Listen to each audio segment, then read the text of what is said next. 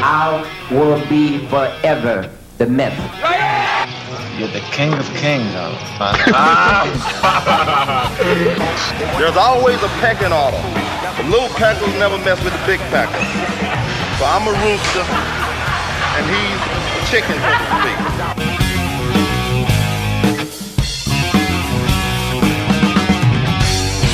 This episode of the Bodybuilding Legends Podcast is brought to you by our sponsors, Florida Alternative Medicine and Old School Labs. All right, welcome everybody to another episode of the Bodybuilding Legends Podcast, where we talk to the legends of bodybuilding and we talk about the history of bodybuilding. And I'm your host, John Hansen.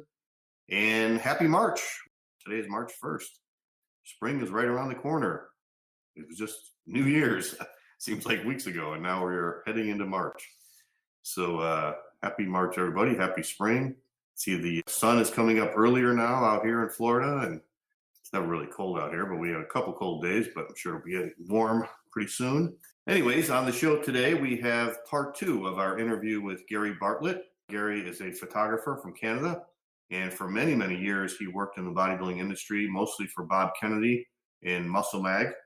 And on today's part of the seminar, we're going to start off talking about Arnold Schwarzenegger. And Arnold was a really good friend of Bob Kennedy. And actually, for a while, he stopped writing for Weider's magazine, and he had a question and answer column in MuscleMag, which I think Weider was kind of upset about. And there was one point where Arnold actually sued Bob Kennedy and MuscleMag. So we're going to talk about that today with our interview with Garry. We're also going to talk about when Bob Kennedy passed away, which was a very sad event. In fact, I just saw this on Facebook, on our, how they have those Facebook memories or Facebook stories or whatever. So I think Bob has been gone now, I think probably like 8 years, I think since 2012. So it's been a long time already. Time is flying.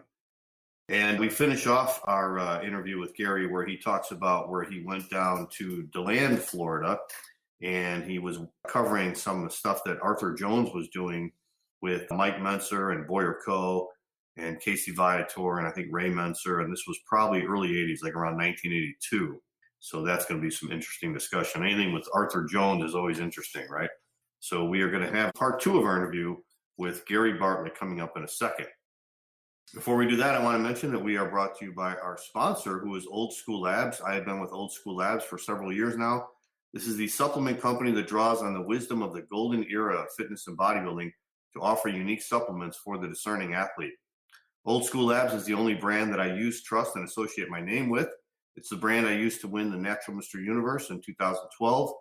You may have heard of their award-winning fat burner called Vintage Burn, which is the world's first muscle-preserving fat burner, or Vintage Blast, which is their 2-stage pre-workout, or Vintage Brawn, which is the triple protein isolate powerhouse. It's packed with eggs, milk, and beef protein. Their products have no proprietary blends, no artificial flavors, colors, or sweeteners. Old School Labs is also the home of 1983 Mr. Olympia Samir Bannout and bodybuilding legend Tom Platz. So use the discount code LEGENDS12 and you will get 12% off your order when you go to their website, which is at oldschoollabs.com. Old School Labs, supplements that make sense. All right, and we have the Arnold Classic coming up next weekend. I will be leaving on Thursday morning from Tampa, flying out to Columbus, and I will be out there all 4 days. So I'm going to cover whatever events I want to cover. I'm not really working for anybody. I'm not working a booth, so I can just walk around and go wherever I want to go. I'm just probably going to try and get some interviews for this podcast, for Bodybuilding Legends Podcast. I know Lee Haney will probably be there and a lot of the old school bodybuilders. So whoever I can grab, whoever I can do interviews with, I'm just going to probably do some quick, short interviews, and we'll put that all together. And maybe I'll have that for you guys next week if we don't have any other guests. So we'll see what happens. But I'm looking forward to going. I haven't been there in like 4 years, so it should be fun. And I want to mention, of course, my seminar, my big bodybuilding seminar is coming up on March 21st and 22nd. If you are interested in going, we have a few spots left. Just go to johnhansenfitness.com. That's my website. And look under seminars, and you can register there. And I am still offering that 2-for-1 deal. So if you pay for one spot on the seminar, you will get to bring a friend. Bring whoever you want. You can bring a relative, you can bring a training partner, you can bring your loved one, your significant other, your spouse, whoever you want to bring, your son, your daughter. But you will be able to go 2-for-1 at the seminar, which is going to be a 2-day bodybuilding seminar. We will cover everything bodybuilding related: training, nutrition, genetics, workouts, how you can make progress, how you can plan your workouts to keep making progress, how you overcome weak points, everything. Nutrition, supplements, how to put together a diet. It's going to be part classroom and part in the gym. So the first half of the day, each day on Saturday and Sunday, will be a lecture series like in the classroom where we'll be talking about all the different subjects. And then we will go into the gym and the second part of the day, and we will do hands-on training. I'm going to show you all the productive or most efficient exercises for each body part, and I'm going to make sure everybody knows how to do them. So this is really, really going to be a seminar that's going to be worth it, because you are going to save years of trial and error. So if you're interested in coming, again, go to johnhansenfitness.com. We have the 2-for-1 special, and I hope to see you guys there. I hope it's a real success, because I plan on doing more of these and hopefully doing them around the country, maybe even around the world. That's my goal. All right, and then after our interview with Gary today, we're going to have an article, and I believe this was from a 1979 issue of Muscle Builder magazine sent to us by our good friend, Pat Comer. Pat always sends me these great articles, and I appreciate it, Pat. I think Pat is also one of our Patreon subscribers, so I really appreciate all your support, Pat. You are always sending me these articles. So this was an interview that Arnold did for the Herald Examiner, and they reprinted it in Muscle Builder, and it's called Pumping Arnold, and it's a really, really great article. So right after we get done with our interview with Garry Bartlett, do not shut off your podcast and keep listening, because I'm going to read this article from, I believe it was a 1979 issue of Muscle Builder magazine sent to us by Pat Comer. All right, I got a couple of nice emails this week, so I definitely wanted to read those. If you guys want to email me about the show, my email address is naturalolympia@gmail.com, and you can just send anything that's on your mind. Let me know what you think about the show, and if you have any suggestions, any comments, any criticisms, or any suggestions for guests, just let me know. All right, I got an email from Mike Tistani from Canada. He said, "Hey, John, I'm still loving the podcast, and you're doing an amazing job. However, I did find the Garry Bartlett interview rather melancholy. I figured he would be more upbeat, but all he did was lament about how bodybuilding is no longer the same.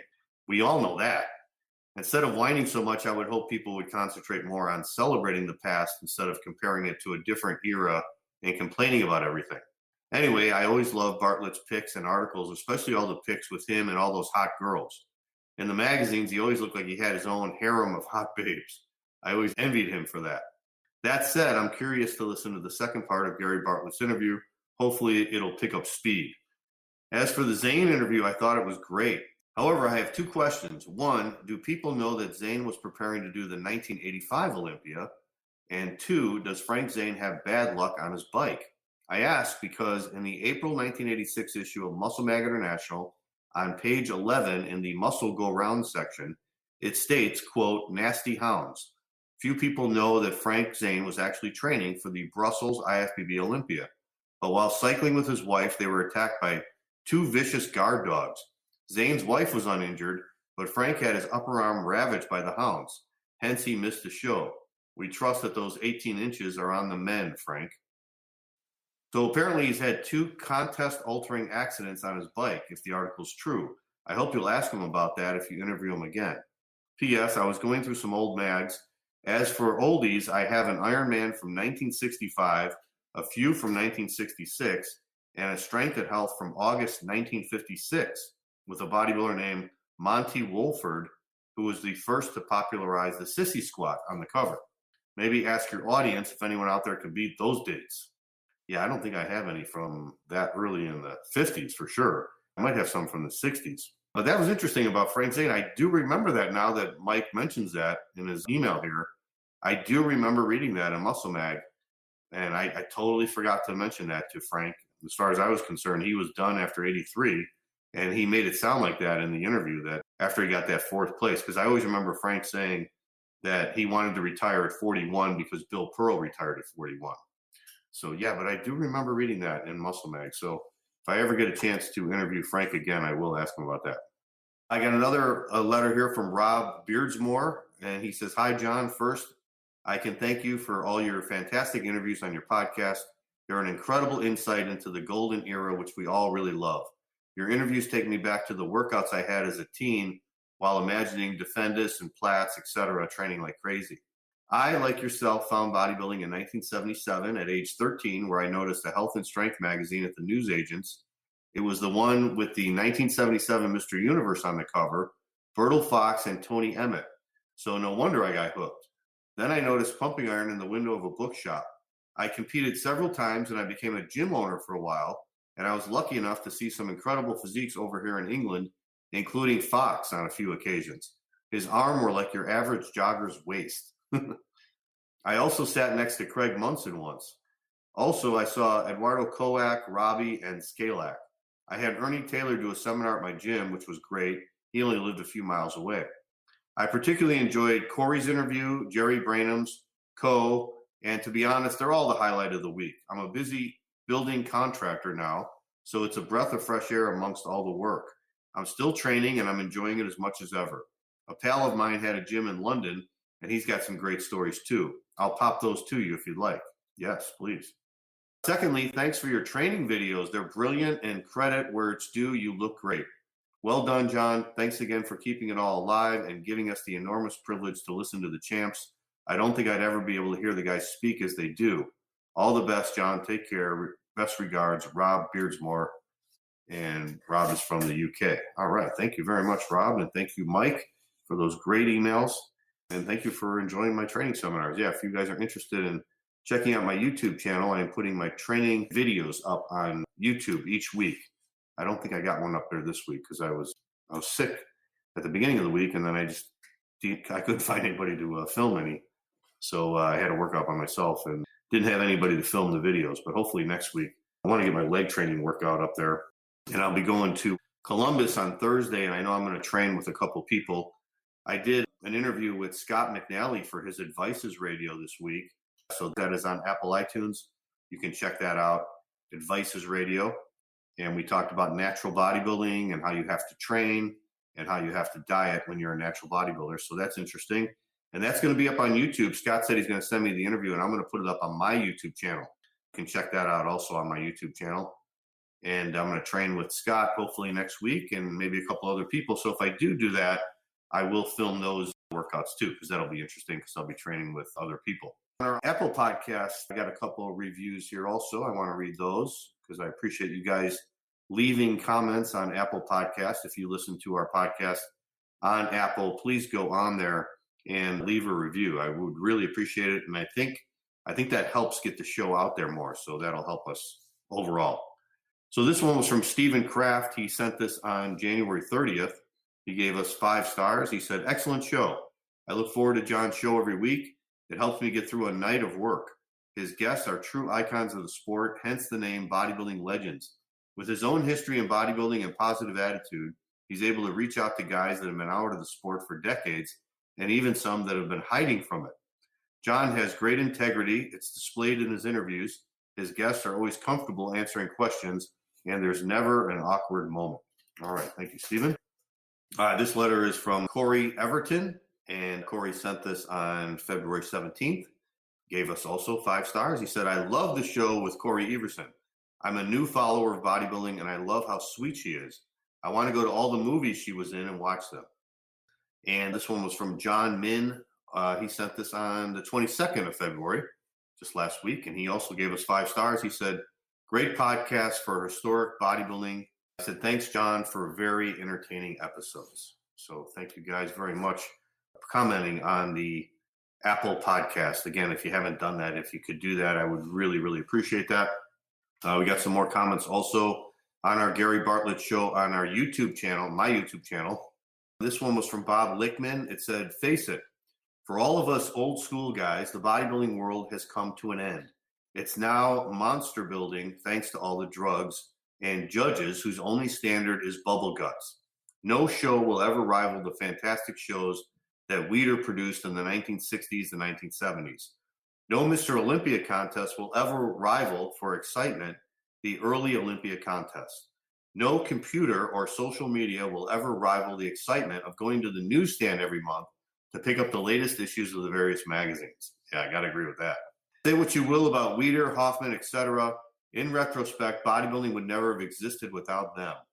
By the way, regarding Chris Dickerson, I trained in the same gyms that he did back in the 60s and 70s, and I always thought he looked his best when he competed in the NABBA Mr. Universe contest in London.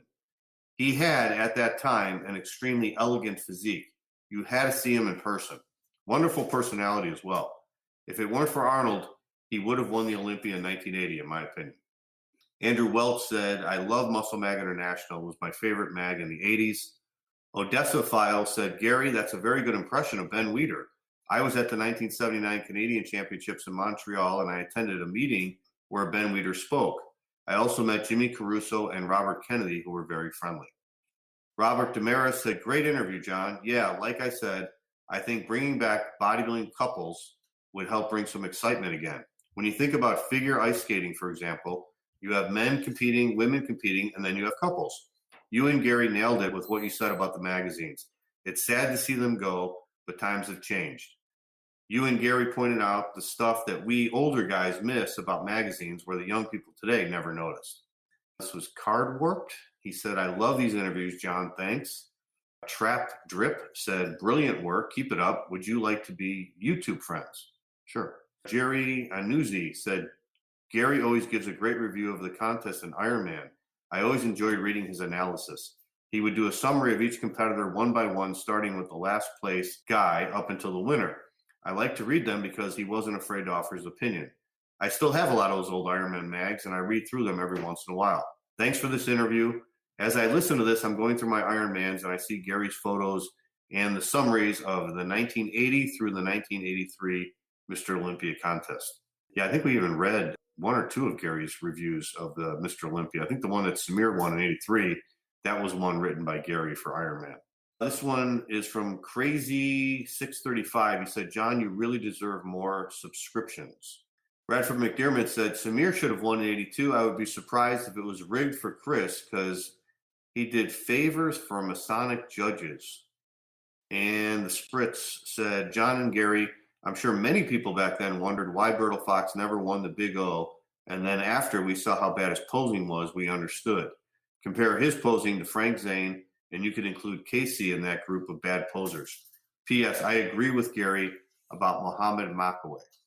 And then finally, we got a couple comments on my Facebook page. I have a John Hansen business page, and Peter Schuler said this was a very engaging podcast, John. I very much appreciated that tiny yet very important pearls of wisdom from your guest, in which you and Garry Bartlett mentioned that Tony Pearson and Albert Beckles squat only 135 pounds for 7 grueling sets of 20 reps each set.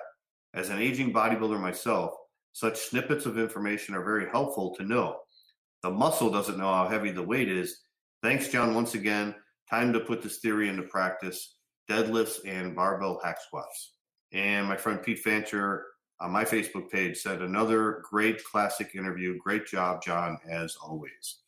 All right. Thank you very much, guys, for your comments. Again, if you want to send me an email, you can send it to naturalolympia@gmail.com, and I would love to read your email on the air.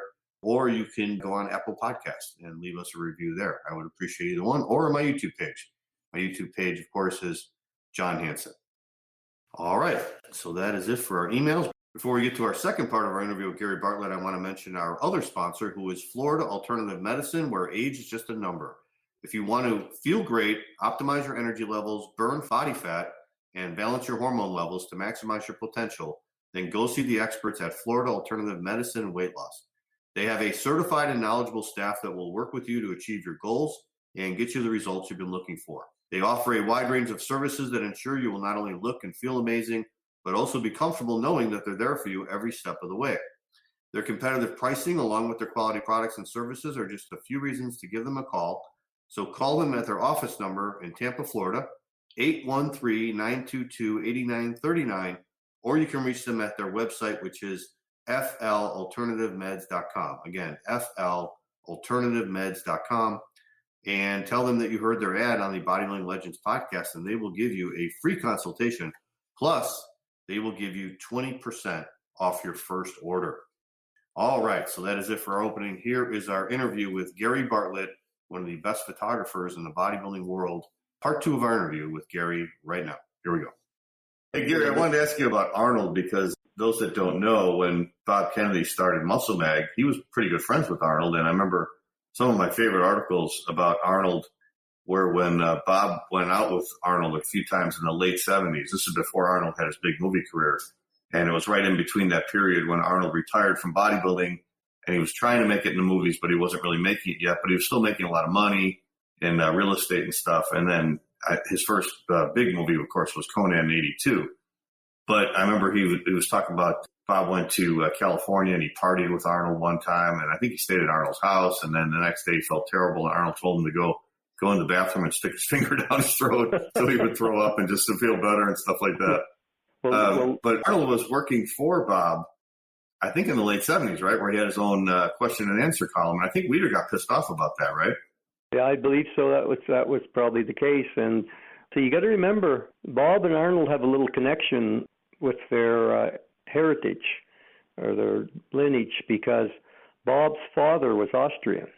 Yeah, that's right. I remember that now. Now that you mention it. And Arnold, of course, Arnold's an Austrian. See, Bob's father was Austrian, and there's quite a story about his father escaped from the Nazi Germans when they came into Austria, and he made his way, in fact, had to sleep in trees, trying to make his way to the Swiss border to get away from the Nazis, because he didn't want to be part of it. So he escaped. The story goes he escaped to Switzerland and made his way to England, and that's where he met Bob's mother, who was British. So they ended up getting married. And, oh wow! Yeah, and what Bob's father did in England was he helped train Jewish commandos to go back and fight the Nazis in the Second World War. That's one of the things he was doing. Oh wow! I didn't know that. Yeah, it was help train them. That's what I was told. And he also was a brilliant man. At one time, he was the European chess champion. Now that's something. Apparently he could. This is Bob's father. Yes, apparently he could go in a room, and there'd be a whole room full of people playing chess, and he would play against the whole bunch of them. Like he'd go up and down the aisles making moves. You know, and then the sad part is, as brilliant as he was in his day, he ended up contacting Alzheimer's and passed away. He lived to be quite elderly, but he passed away with Alzheimer's, which was sad. But yeah, and so getting back to what you said, so that was kind of the kindred spirit with Arnold and Bob, where they both had Austrian, ancestry or whatever. Bob is half Austrian. Mm-hmm. So then anybody who was coming along in bodybuilding and stuff, of course, Bob had an extreme passion for bodybuilding. He loved it. I remember him telling me about the time him and his friend there, Gino Edwards, who went under Johnny Fitness, hitchhiked to London to go to the Mr. Universe contest when they were just kids, and they ran into Reg Park outside, and it was just like like the lightning god had come to Earth to see Reg Park. Right. They couldn't believe Reg Park. I mean, he was just unbelievable. Of course, he was the Arnold of the day. So yeah, Bob and them would have seen, Arnold back in the day competing, I suppose, at the NABA, and then over time. So Bob did form a relationship with Arnold, and they got to be friends. And Bob would go down to Santa Monica in the early years and get stuff for the magazine, spend time down there. And they used to drive Arnold around that Volkswagen. Can you imagine? Because Bob was about 6 feet tall too, and Bob worked. Right. So the two of them crammed into that little Volkswagen. That must have been something to see. Right. See them pull up the Gold's Gym and both climb out of the Volkswagen, because that's what Joe gave Arnold. Volkswagen. But yes, they got and the funniest thing, and I know you wanted to hear the story where I mentioned it to you when we were chatting back and forth on Messenger about the time that Bob got in a mess with Arnold over the lawsuit, and that's an interesting story. What happened with that, John, was this was, I think, back maybe in the 90s, somewhere in the 90s. I'm not sure about the date. Okay, so a little bit later. Somewhere around that time. It was very quiet. There wasn't there wasn't much said about it. I was one of the people from the inside that knew about it, and it wasn't a thing that Arnold and Bob personally got fighting each other. It just turned into a bad situation based on somebody else's missteps. There was a kid in Montreal who came up with the idea of opening up Arnold's gyms, the name Arnold Gym. Mm-hmm. He was in his 20s. He was friends with Ben Weider's son, Mark Weider. Was I think they were friends anyway. But I don't think Weider's son had anything to do with the gym or anything, but they were friends. But anyway, he opened up the gym in Montreal. I don't know if he opened up a chain, or more than one, or whatever, franchised them. I know he had one of his own. He's an Italian kid. I forget his name now. Anyway, he got to be very successful. The gym got better and better and got more popular. And so what he did then, I think he started his own line of clothing. I remember seeing some of the clothing. It had Arnold with a picture of Arnold on the front posing, and it had Arnold across it. So people were buying them like crazy.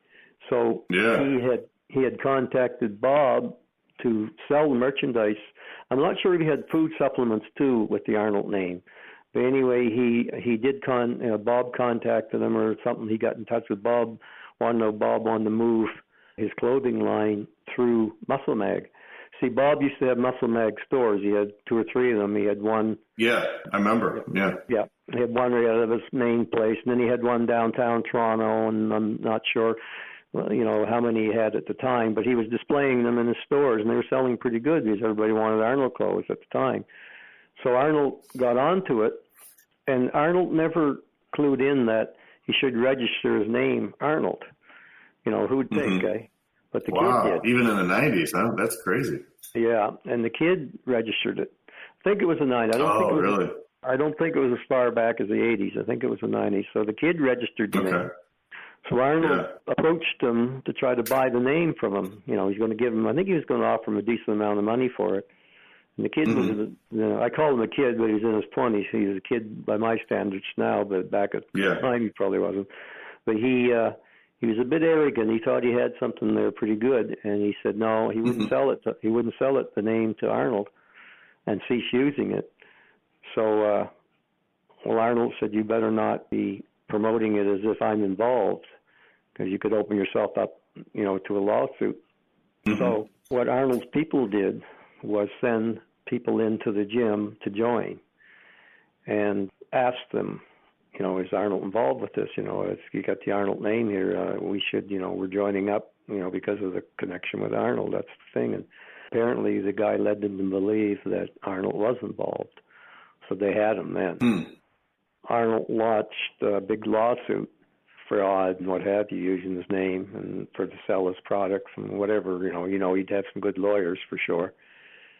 So Bob got I think Bob got summons or something that said you ceased to exist selling any of this clothing line in your stores, because it's not officially authorized by Arnold Schwarzenegger. So Bob did pull the line out of his stores, but for some reason there was a miscommunication with the store in downtown Toronto. So the guy still had the tank tops and stuff sitting on mannequins in the front window when some of Arnold's people went by to investigate. Here they were. They saw all these. So then they launched a lawsuit against Bob. So this became a real problem, because the Arnold Classic was coming up, and Bob was a very stubborn man. Bob sometimes is very hard to reason with, talk sense to. And he got stuck his feet in and wouldn't budge, and he was going to fight it and do this and do that. And we were telling Bob, no, Bob, you don't know the ramifications of, you can't fight Arnold. I mean, you got to work something out. You got to find out, how to deal with this, because we never get into any of the other shows. I mean, how's your magazine going to be relevant if you're not covering IFBB shows? And so in the Arnold, the thing Bob also had, he was running ads for the Arnold Classic in MuscleMag. Well, he pulled the ads out, so it just started to escalate, and so we were in a mess with that, and we didn't quite know what to do. So I think Johnny Fitness started trying to reason with Bob. He said, Bob, we got to reach a solution because the Arnold's coming up, and You know, we can't win against Arnold. I mean, you know, and Bob said, well, I don't know if we can work something. So anyway, they spoke to me. So I had a pretty good personal relationship with Jim Lorimer. So I actually called Jim Lorimer up late one night, and he spoke to me. And I said, Jim, you know what's going on? And he said, yeah. And I said, oh, is there something like, what do we need to do to solve this problem? I said, Bob really doesn't want to, you know, fight with Arnold. He really doesn't want this lawsuit. He didn't. The clothing thing wasn't intentional. It was a mistake. And, you know, what can we do to solve the problem? Because, you know, it's a relationship that you guys always had with MuscleMag that worked out well. Because, see, Bob always had booths there, too. So Jim said, well, you know, and I said, what do we got to do? You know, and Jim said, well, if we can get an ad in MuscleMag advertising the Arnold Classic, I think I can convince Arnold to drop the lawsuit against him. So I got back to Bob and told him, you know, the problem was we had a deadline on the printing because it was a couple of months before the Arnold was coming up, and there's no ad, and we didn't know we could get the ad in time before the show to show them that, you know, this was what they wanted to get done. So after some, you know, scary moments and some running around and trying to get pressure on the printers and stuff, they finally got the ad in, and all was forgotten, and it ended well. We ended up getting to the Arnold, and it was all over, and thank heavens that chapter was done in that situation. So wow, yeah, I never knew about any of that. No, that was kept pretty quiet. It's all past history now with all, you know, but it was, and that's the type of guy that Jim Lorimer is. I mean, a guy that you can reason with. I mean, he's a wonderful man, and very few in the industry respect. Everybody respects Jim Lorimer. Great guy. And Bob and Arnold continued on, continued their relationship, got good again, and in fact, the last week of Bob's life, Arnold personally flew up to Toronto, I think in his private jet or whatever, and went to visit Bob to pay his respects. Not after Bob passed, but while Bob was still alive, Arnold went to see him. Yeah, I remember the pictures from that, yeah. So that says a whole lot about Arnold and their relationship. And they tell me that Bob was pretty bad shape at that time because he was dying of cancer. He had a rough battle. When Arnold came in, he perked right up. It's just like there was nothing wrong with him again. He come right to life. Wow, really? Yeah, when he saw Arnold, that's what I was told. So, I mean, Arnold, that was something for Arnold to do that, you know, take his time. Yeah, it was. Yeah. So, I mean, what kind of a cancer did Bob die of? It started out a few years ago. Bob had gotten a growth in the top of his head, and it just wouldn't heal. He went went to a doctor, and the doctor didn't diagnose it as cancer at the time. He didn't think there was anything wrong with it. Sent him home, so Bob ended up it not healing. So Bob went back to a cancer specialist. I think it was a doctor who was friends with one of the bodybuilders Bob knew who treated him for cancer. So he went to him. I think that's how it went. He got diagnosed that it was skin cancer, and he had a big chunk of his scalp cut out, and it healed over, and he seemed okay for a year or two. Then about a year or two later, he got sick. It's like he had a bad cold. He was just tired. He had cold chills, no energy. Like he had pneumonia or the flu or something, and it just wouldn't go away. Right. And finally, he went for a full checkup, and I think he even had like a mini stroke, which brought it right to a head. He had like a mini stroke or something. So when they went in and X-rayed him and everything, there was cancer pretty well all through him. It started, it was in his lung, and then apparently he even had some on his heart. That's what caused the mini stroke. Cells or something. That's what the word was. So anyway, because I spoke to some doctors that knew the file, and they told me, this was in Columbus, and they told me they saw the X-rays, and they said he didn't have very long to live after this. So I went right through them really fast. So I speculate that they never ever completely got out of the system must have metastasized from his head there, and cells must have been dormant, and something triggered him again. And because he was under a lot of stress at the time, because that's when the internet was coming on and advertising was being cut back, and the magazines were starting to feel the crunch from the internet. And I know that MuscleTech was cutting back ads. Like MuscleTech was keeping MuscleMag going because they were spending a lot of money on ads and things at the time. Well, then they started to realize that budget-wise, they could spend it elsewhere, so they started cutting back on their advertising in MuscleMag. So Bob was faced with a huge budget problems trying to keep things going, because he had at one time about 100 employees up there. He was in a huge building as well. That building was very, very expensive for him. So it was kind of the perfect storm with everything coming in on him at once. I think what was keeping them going was Toscarino's books. They were publishing a lot of books at the time that she was being promoted, and they were doing very well. So that revenue helped, but I think the inevitable was coming, and I think the stress was weakened him, and I think it just got a hold of him, and he didn't live very long after he contacted it. And I remember talking to Johnny Fitness quite a bit about it. He'd say to me, Bob would come in, and didn't look very good, and he had this cough. And, I don't think there would have been much they could have done for him, even if they had caught it earlier. Oh, really? Yeah. Even if they would have, if they wouldn't have misdiagnosed that first time, maybe they would have got it all then. They might have back then. They might have at the very start. Because the longer you let it go, of course, the bigger hole it gets in your bloodstream and everything metastasizes. Yeah.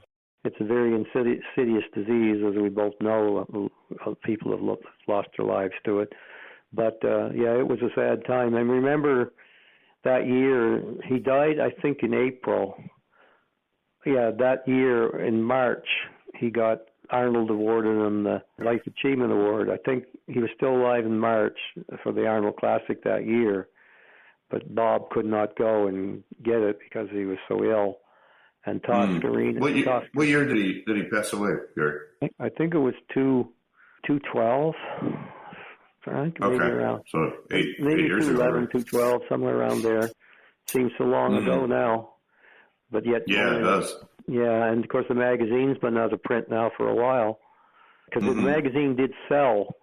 All the titles, Toscarino inherited everything, and then she sold the titles to a company, I think, in California. I think they printed a couple of issues of MuscleMag, and then they stopped publishing it. But I do see Oxygen still on the stands. One of the magazines was Oxygen, and that's still being published. But MuscleMag didn't last very long after it got sold. I wonder if she made any good money for the titles. I don't know what she got for them. Certainly, the way that the times were, I can't see anybody investing a whole lot buying titles anymore. Right. Because, we've seen what happened with those Weeders. I mean, they were geniuses with the timing they got. Yeah, they sold there for $300 million, right? Something like that. Yeah. I think David Pecker got a pounding, no pun intended, from his shareholders when he paid that kind of money and watched the demise of some great magazines, and it wasn't because the material wasn't good. It was just that was the coming of the age. The internet. So you can't blame really anybody. I mean, it's just like we talked about earlier. It's a time that you and I have great fond memories of. I mean, I had some. I used to lay awake at night thinking about titles for articles, like thinking of schemes to write articles. I mean, my mind was going all the time. Bob had to be doing that all the time too, right? I mean, he was writing books. He'd write Bob was very disciplined in his writing. Like he would write a chapter or a page every morning, and a chapter a week. I mean, he was a prolific. And I remember sharing some time with him in England. He was working on hardcore bodybuilding. Remember when that came out, hardcore bodybuilding? Yeah. I remember. And BFit was one of the ones, his early ones too. And I remember it was around the time of that 82 Olympia that we were talking about.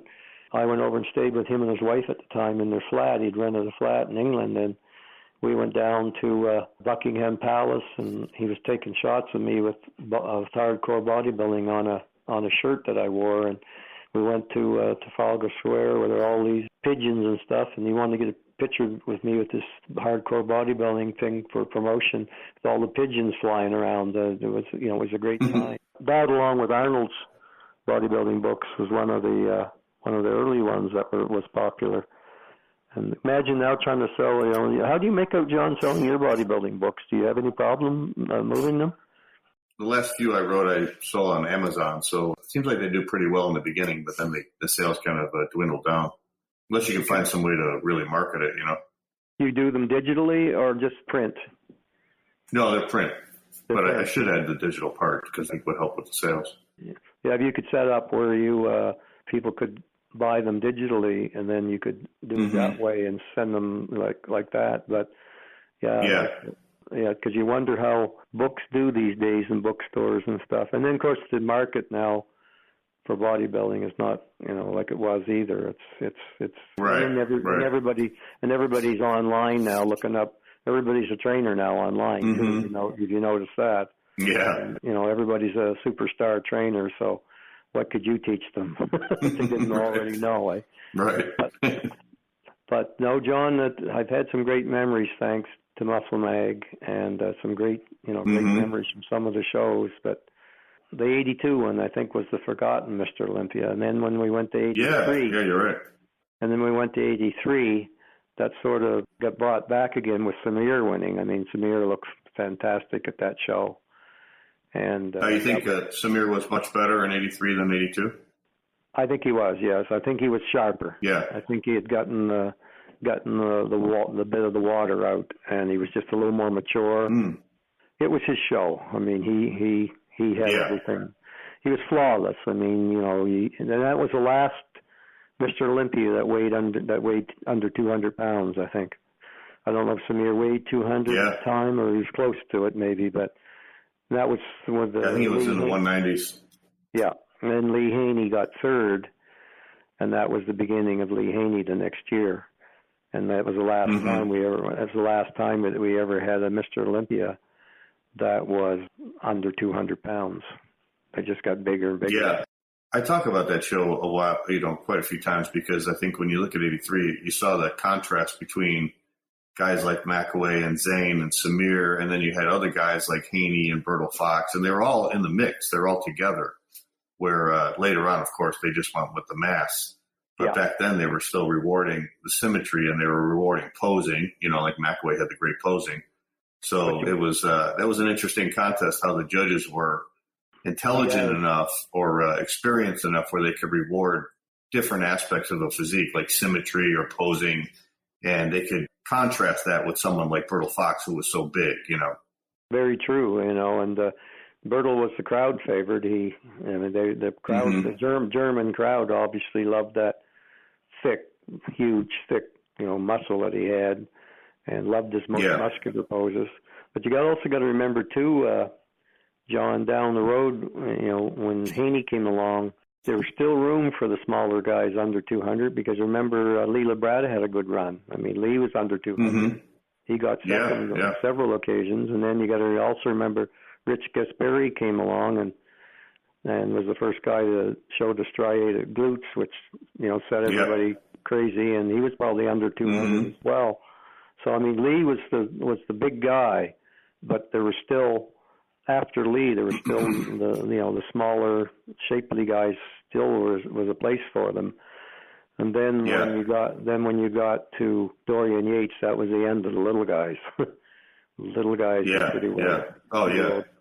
Yeah. I think the 80s were probably my favorite time for bodybuilding. 70s, of course, too, but the 80s were really great because I think the physiques were obviously more improved in the 80s than the 70s, but they were still relatable, where you could look at the guys and say, hey, I could look, if you were a teenager and you were reading the magazines and you saw the guys from the 80s, you would say, I could look like that, and then that would motivate you to train so hard. Well, that's for me, like with Frank Zane. I mean, a guy, Frank Zane, 185 or 187 pounds. I mean, most guys could think, geez, if I can train and look like Frank Zane, that he's not that big a guy. I mean, it's a whole different story trying to get muscles that look like Frank Zane's, but you certainly had something. You certainly had something that thought you could achieve by training. Certainly, you couldn't look like. You certainly couldn't look like Arnold. I mean, Arnold was a unique, and very few people looked like Arnold with those biceps and those pecs, and with what he had going for him. But with Frank, with Frank Zane, those guys, I mean, you could something that an average guy could hope for. But now it's just insanity. I mean, the monsters that are out there, especially after Dorian, and then you had Ronnie Coleman. I mean, Ronnie Coleman was just in another. The spaceship landed on Earth and Ronnie Coleman get off it. You'd swear he was from another planet. I mean, he just had so much muscle over everybody else. I mean, now you look at the guys and I don't see how anybody can relate to him. Oh, it just hung. I mean, the muscle just hung off his body. I mean, he just stood there and it just hung. I mean, it's just so thick and slab upon slab of muscle. And it wasn't. Yeah, and he had amazing biceps. I mean, those peak biceps. I remember going backstage when we used to get back at some of the Olympias, and Ronnie'd be pumping up back there and doing like bicep curls and that. And I was just shocked. I couldn't lift my camera. I was, I said I'd have to kick my ass to get the camera up to shoot it because it just so mesmerizing to see that much peak on the bicep on somebody, and then the thick slabs on its back. And the hamstrings and quads. I mean, the only weakness that he had a little weakness in his triceps. I think he tore them at one time, and then he might have had a bit of weakness in his stomach area. He never really had that nice etched midsection, but the rest of them was just amazing. I mean, to see him, now to see him today, it's like, it's hard to believe that he was once that. Probably the most muscular human that ever walked on Earth, with the low body fat. I saw him get posed once at 300 pounds, 6 weeks before the Olympia. It was the most amazing thing I'd ever seen. I couldn't believe it. He just was unbelievably. He was hard at that weight too, just unbelievable. But I agree with you also, John, that the 80s was the best combination of not only great bodybuilders, but also media. I mean, the magazines were in their peak. You had MuscleMag. You see, the magazines lost their way, I think, when they started taking all these crazy ads. Remember when they had like 6 and 8 page ads? It started out. It started out. It looked like a training article, and then it ended up with an advertisement for supplements. I mean, you had like six. I mean, that's when the magazines, that would be started, I think, in the 90s. In the 80s, the magazines were small, but they weren't crammed full of ads. But then when you get into the 90s, they got like 250, 300 pages, but 100 pages would have been ads. I mean, that's when all the supplement companies came along, and that was the peak of the supplement companies. Were in the 90s. I mean, they were doing millions. You had Muscle Tech, and you had EAS, and you had Metarex, and you had, all those companies came along and then started buying ads in the magazines, which allowed them to put, so many more pages in. But that now you don't see that anymore. But the 80s, But I think, like you said, the 80s were the best of everything, best of it all. And then of course, things started to, decline a bit with, whichever way you want to look at it. I mean, social media is a great thing, but, for us old dinosaurs, we like the old memories from the days back, then. But the last story, maybe, John, I mentioned in our emails, were the one where a time I went to Florida to Art Jones's place. Yeah. Down in I wanted to ask you about that, Yeah, that was back a couple of years. I think it was either 82 or 83. I was vacationing in Florida, so I conned my wife in to drop me off. They were going to go to Cape Canaveral. I made arrangements with Boyer. Boyer and I got to be pretty good friends over the years. I always liked Boyer. Him and I got along quite well. And so I contacted Boyer about stopping by, and he was going to show me around the place.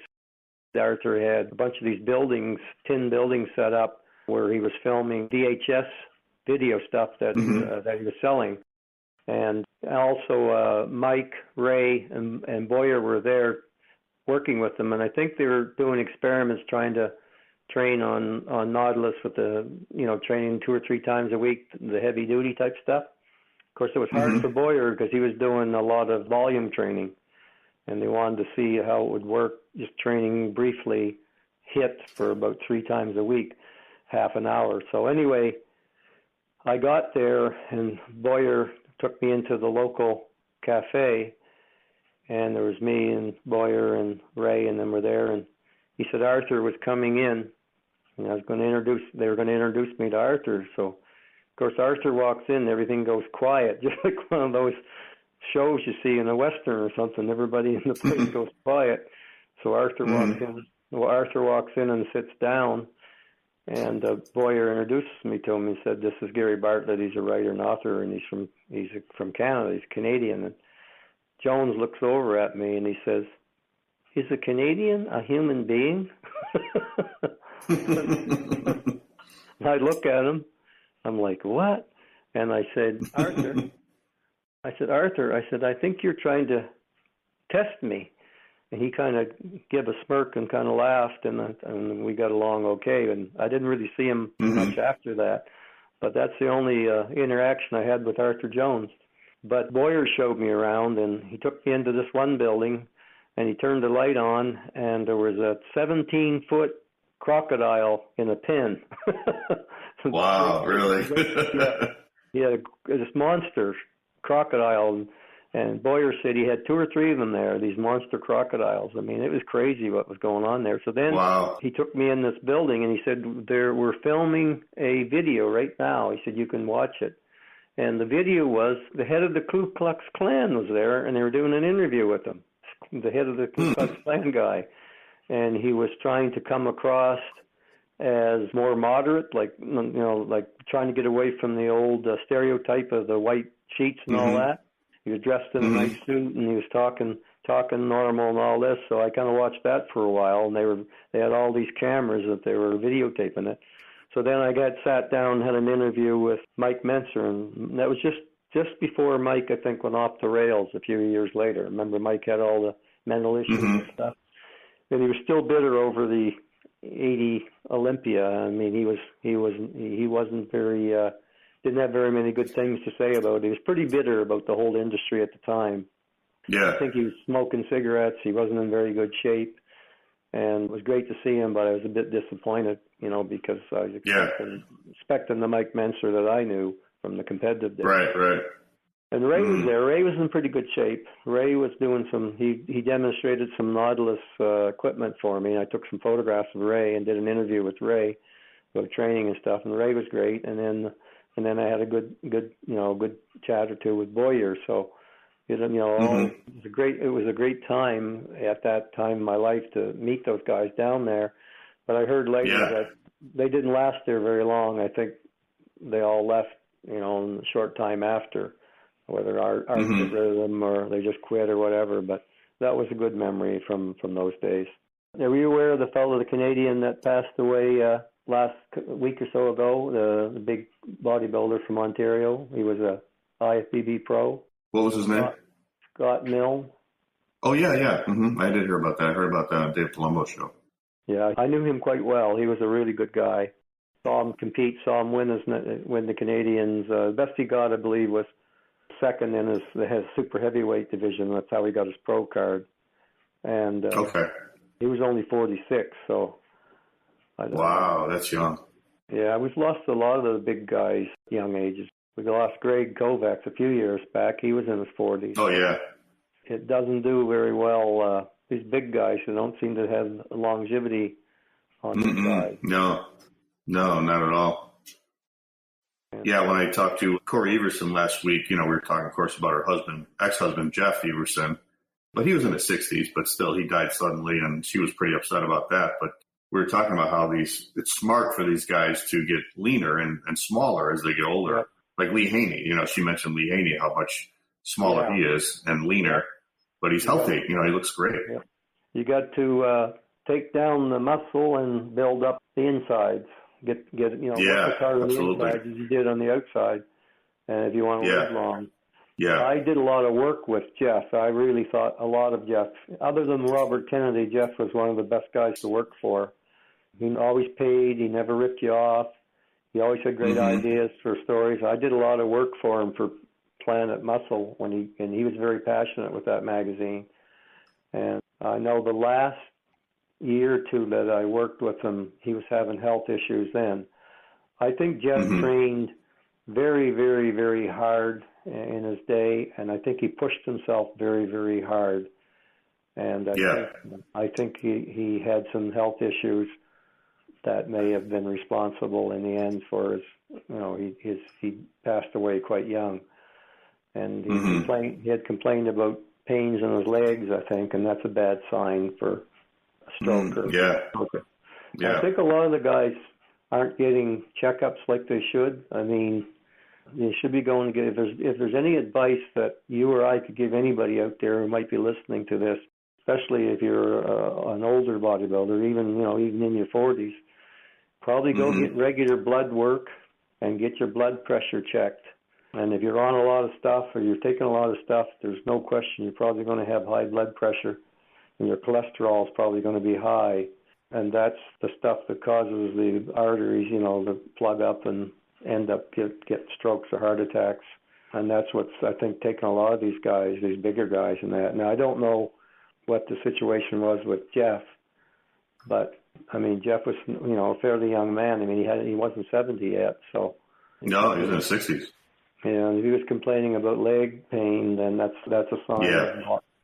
So I don't know if he was getting checkups or what, but it was a shock. It came as a shock to me because I really thought a lot of Jeff and I got along great.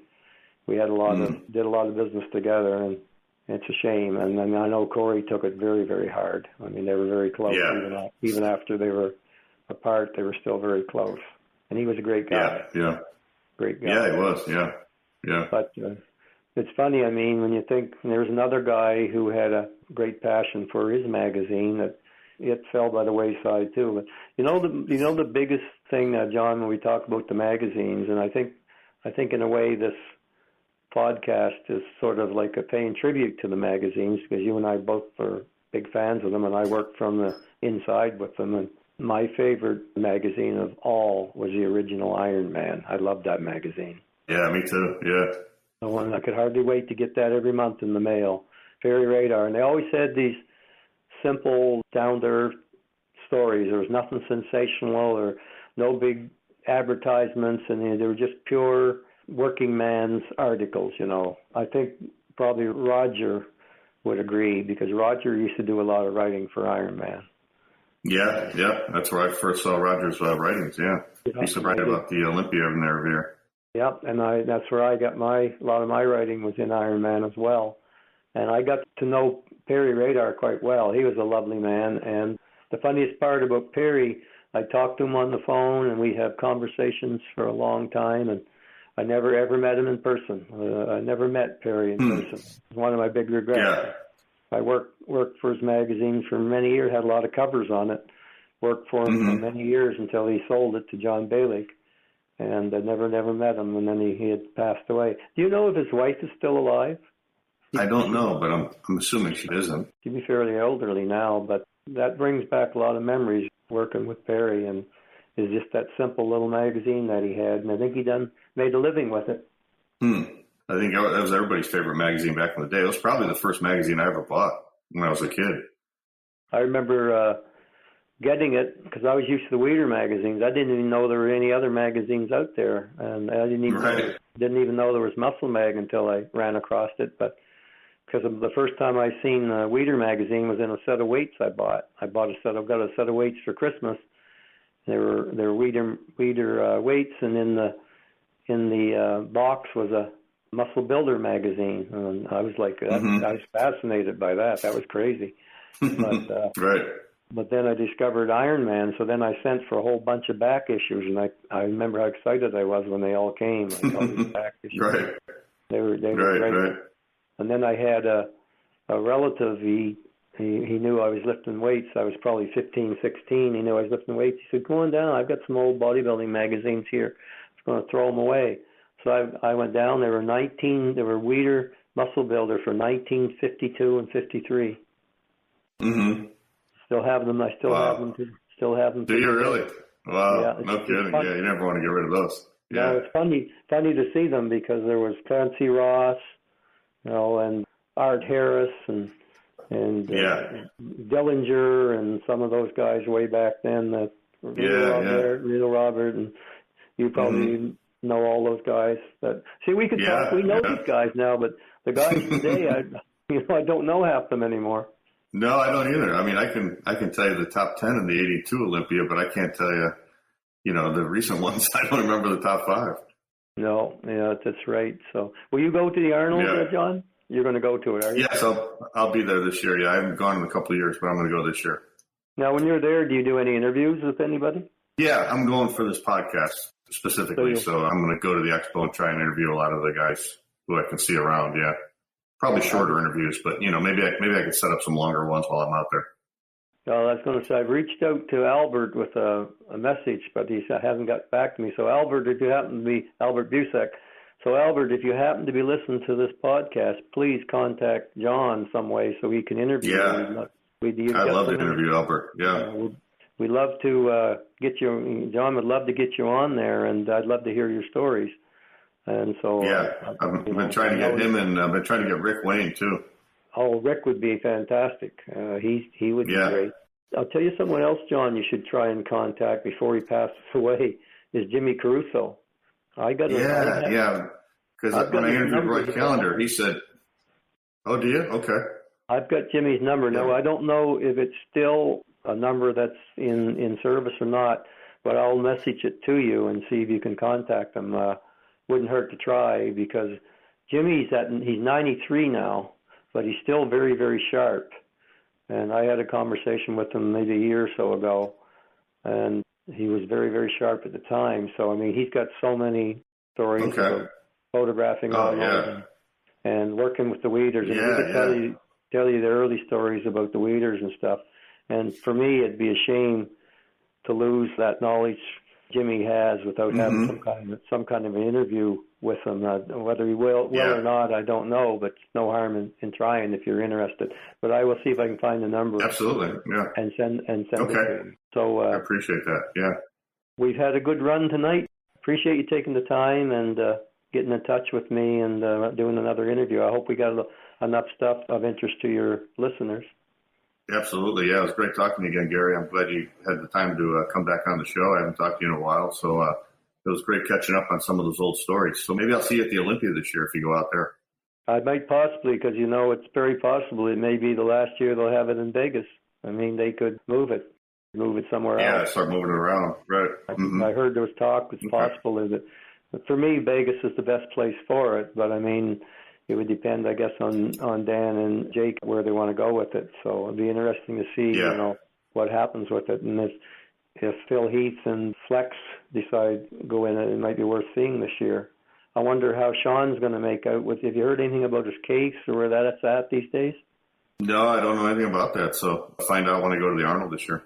Yeah, whether he's going to make it back or not onto the stage. So Anyway, I'll be listening for your podcast, John, and listen, you take care, buddy. Right. I really appreciate you too, Gary. A lot of fun chatting with you. Yeah, we appreciate you coming on. I really do. Thanks a lot, Gary. You're welcome, and have a good night. All right, you too. Take care. Bye.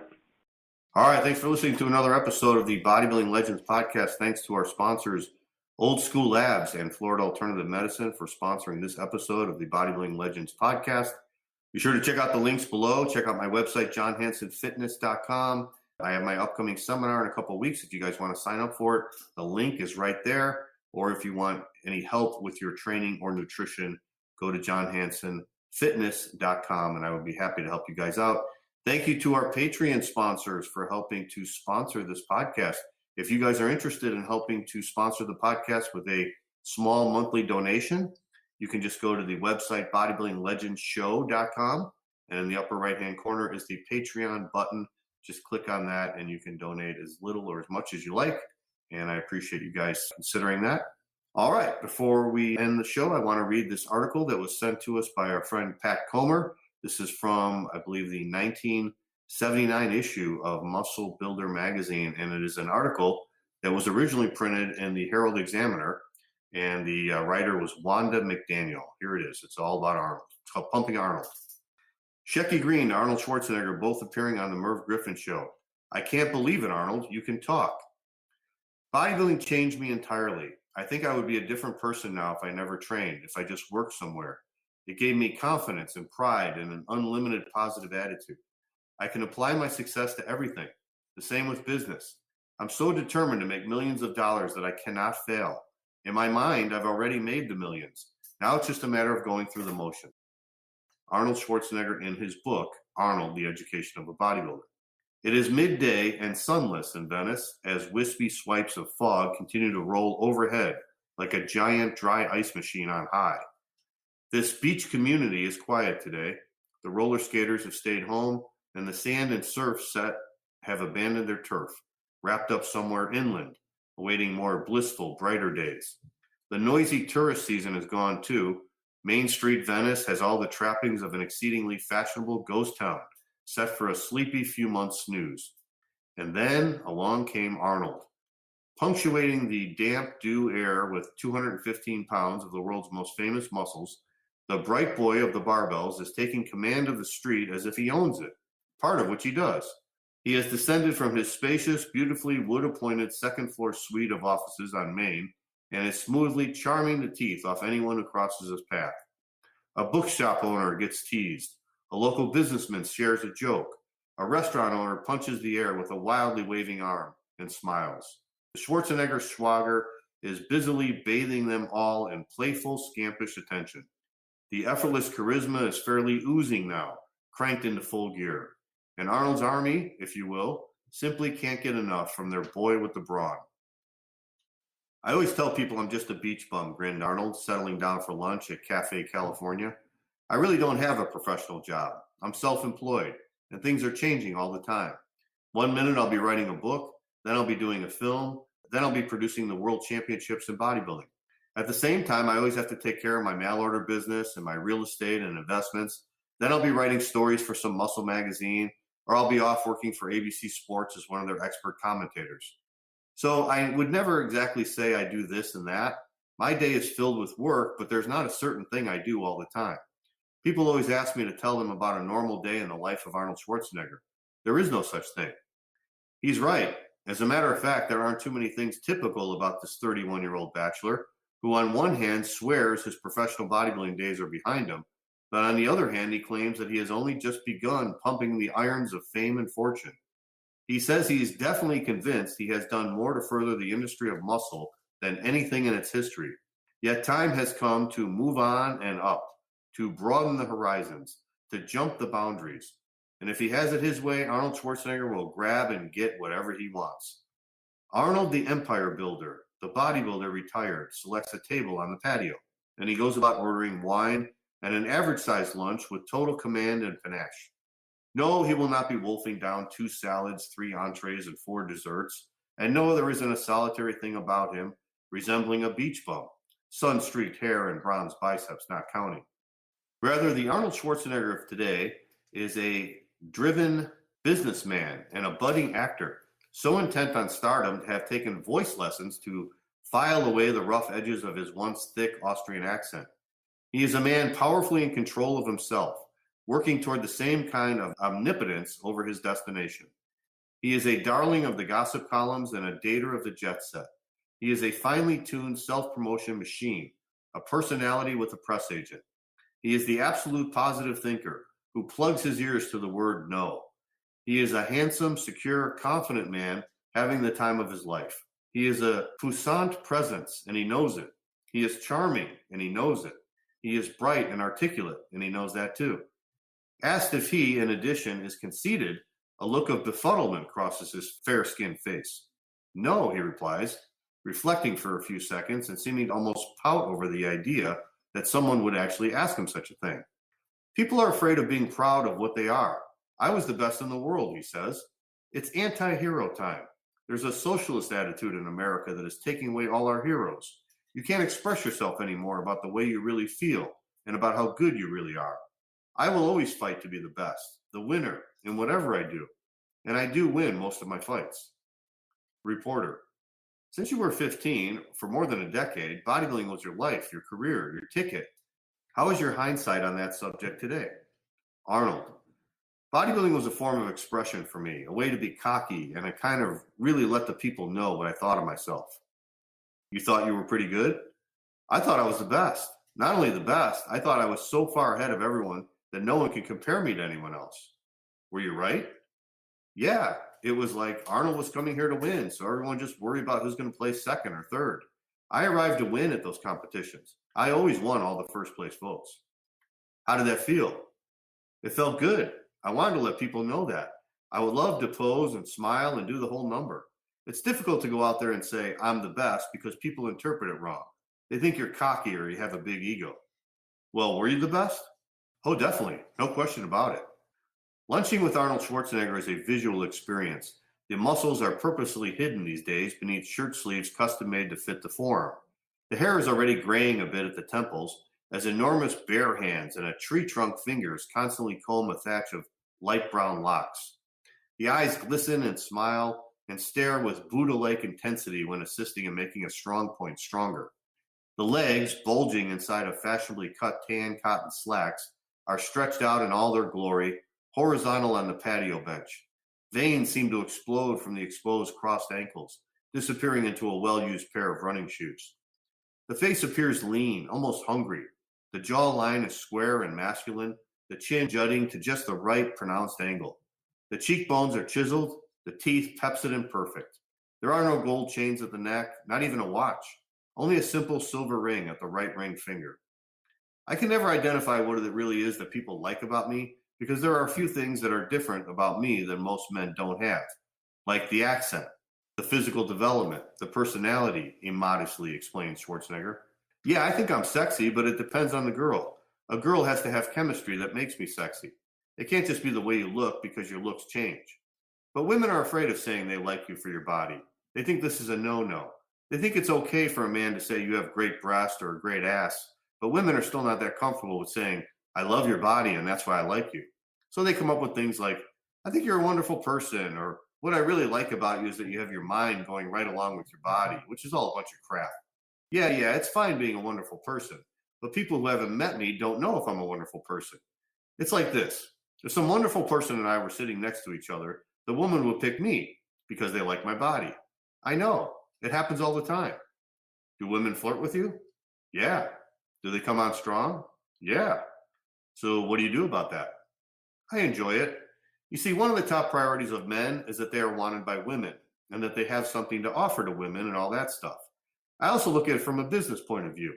There are the women who will buy something from you because they like you. They will buy my book on women and fitness when it comes out in the spring. And that's good. They'll see my films, they'll go to my seminars, and they'll do everything to support me. What that does is make me feel, wow, good. Even though you lost 40 pounds and the muscles have shrunk proportionally, aren't some people put off by your physique? Oh, no, never. Although I've heard a lot of people talk and wonder about it, some say it seems like a lot, and it's usually something for people to get used to, but usually it just makes people insecure about their own physical development, which is wrong. People always think they have to be in shape to deal with me. That's wrong. I don't care. I just hope they know enough about fitness and health to know that they're damaging themselves. Do you think people want their bodies to look like yours? Sure, but they have to understand that bodybuilding has been my profession for many years. It's a competitive sport, and I don't expect people to look like me. My body has never had an effect on any relationship I've had. But I'd like to say that I'm very glad people don't look like me, because then I wouldn't be special, right? Lunching with Arnold Schwarzenegger is also a mental extravaganza, or better yet, a delightfully one-sided conversation with the man with the muscles masterfully dominating the controls. Shifting from a soberly serious tack to a teasing and humorous mood, and then to a verbal barrage drenched in self-importance, the interesting thing about a talk with Schwarzenegger is that he gets away with whatever he wishes to spout. Statements brimming with contradiction go totally unchallenged. Gab fairly dripping in extraordinarily pomposity isn't even considered disputable, let alone overdrawn. The funny fact of the matter is that Arnold can and does flat away get away with conversational murder. Blame it on his distracting body landscape, or his lyrical soothing accent, or the fact that the guy has done so blessed many talk shows and interviews that he's become a premier media manipulator. The bottom line, however, is that Arnold Schwarzenegger is as slick as the body oil that once shimmered from a serratus anterior. He is a clever flirt who weaves a bewitching little spell at the precise time he wants it to occur. The body, the poise, the tease, the talk, the combination is captivating. Now toss into the pot the fact that Arnold is smart, period.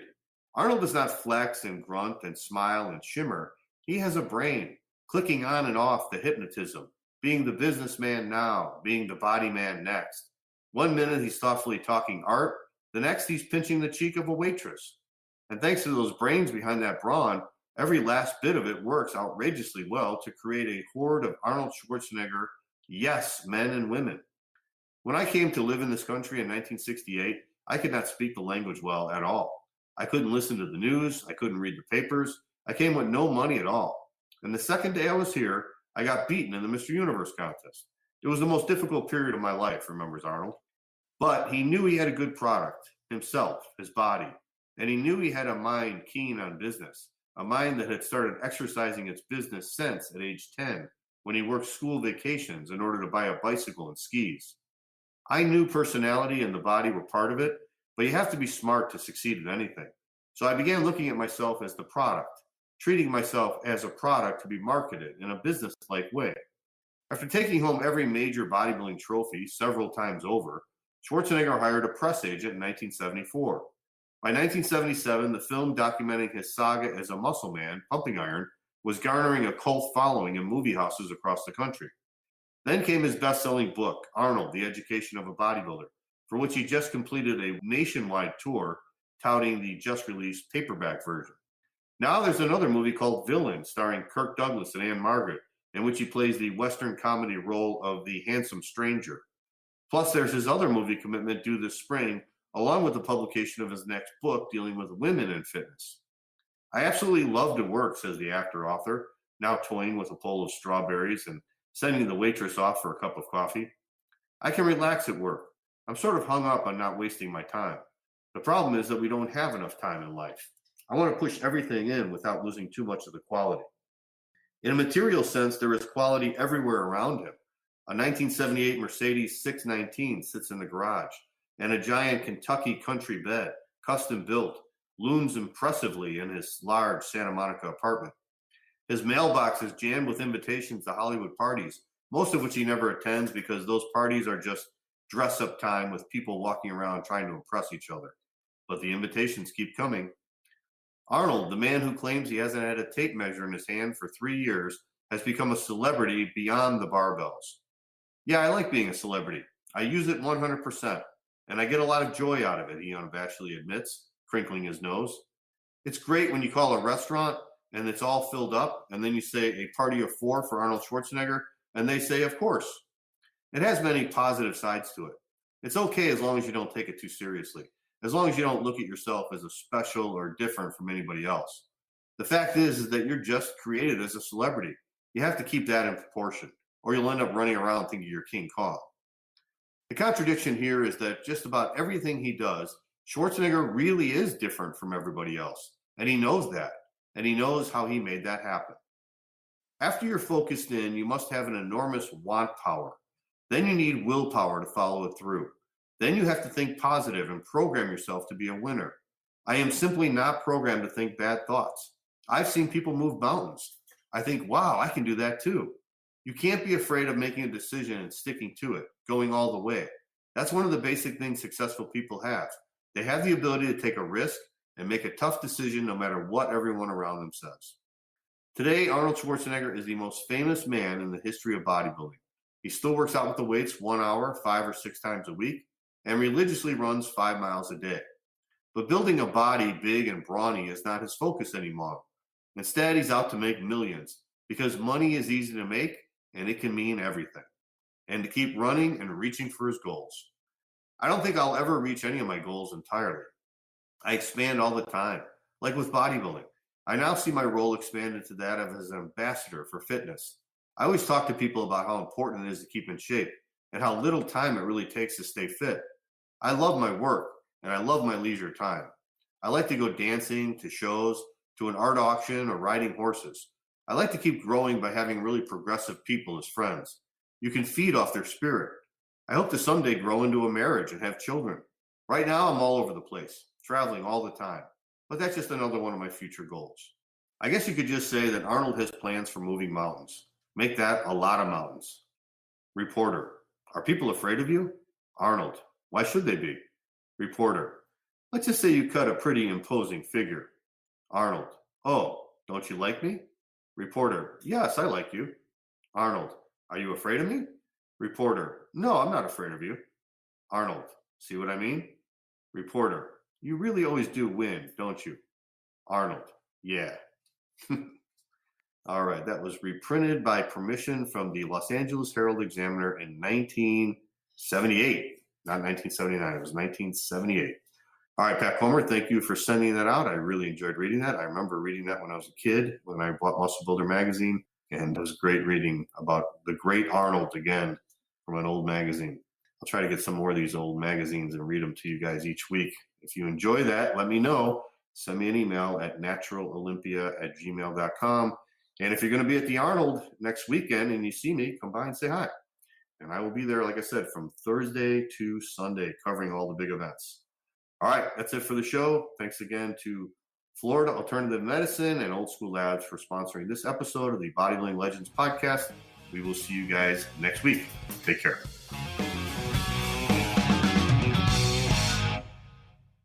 So I'm offering a 2-for-1 special on my upcoming bodybuilding seminar. Watch this video and stay tuned for details. So what's the best way to build muscle? Do you train heavy like a power lifter, or do you use light weights and pump out the high reps? Do you train to failure using forced reps and drop sets, or do you use a slow progressive resistance system? My name is John Hansen. I'm a 3-time Natural Mr. Universe and the first Natural Mr. Olympia winner, and I have over 40 years of experience in training and competition experience. And for the first time ever, I'm going to reveal all my secrets in a 2-day seminar that's going to take place on March 21st and 22nd in Tampa, Florida. This 2-day seminar will consist of both a classroom setting and hands-on instruction in the gym. This seminar, I'm going to discuss many topics, including the science of building muscle, what actually makes a muscle grow, the different muscle fiber types, how to incorporate all this into your workout. I'm going to discuss how to build the body in accordance with the principles of muscle mass, symmetry, proportion, and shape. You're going to learn how to overcome stubborn body parts, how to use goals and visualization to help you build your physique, the difference between intensity versus volume, and the best exercises to use to build the maximum amount of muscle mass possible. I'm also going to discuss the complex subject of nutrition, including eating the proper amount of macronutrients, fueling your muscles for the workouts and for recuperation, and the best supplements to use. I'll also talk about how to get ripped and keep your muscle mass at any age. And don't forget the one-on-one instruction in the gym. This part of the seminar alone will save you years of trial and error. I'm going to go over all the important muscle building exercises and instruct each member of the seminar on how to properly perform them for the maximum benefit. So if you're ready for a 2-day bodybuilding seminar that's going to save you years of trial and error, come out to Tampa, Florida, March 21st, 22nd. Go to my website, johnhansenfitness.com, and sign up today. Remember, we're only taking 15 people at the seminar, so don't delay. Sign up today. johnhansenfitness.com, right here in beautiful Tampa, Florida. I'll see you there. So if you come to my bodybuilding seminar March 21st and 22nd, you can bring a friend totally for free. It's 2-for-1. Bring whoever you want. You can both come to this great seminar. Save yourself years of time and effort by all you're going to learn in this 2-day seminar. I hope to see you there.